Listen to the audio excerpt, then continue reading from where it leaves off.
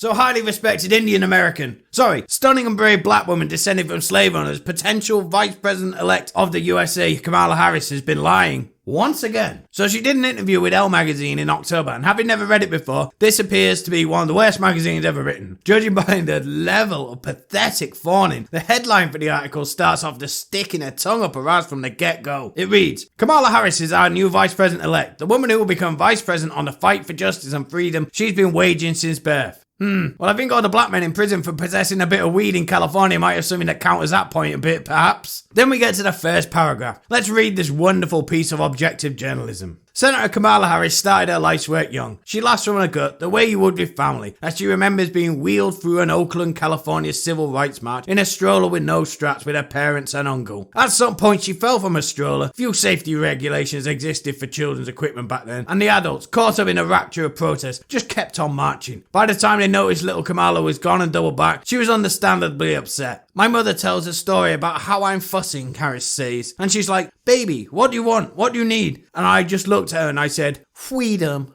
And everybody clapped, I presume. First off, she just called her parents the worst possible parents in the world. She fell out of her stroller. They ran her over with it. Didn't notice that and just carried on marching. What the fuck? Not to mention, this reads like one of those Twitter posts where mentally ill woke women pretend their kids said something that is impossible for a child to say so they can get likes. This is someone who could be the leader of America lying about being a super woke child. And it gets worse. Not only is she obviously lying, she couldn't even think of the lie herself. She stole the story from an interview that Martin Luther King did in Playboy. Good lord. I suppose the next story is when she was 9. She met the Grand Wizard of the KKK and put forward such a compelling argument about how their hatred of black people was wrong. They all came round to her house for Kwanzaa and became BFFs for life. Something very sinister about this woman. Everything she does is obviously fake. It's weird. It seems it would be easier to be real and genuine every now and again, but you can't do it. That's it for today's video. Don't forget to like and share and subscribe if you want to see more content like this. Thanks, bye.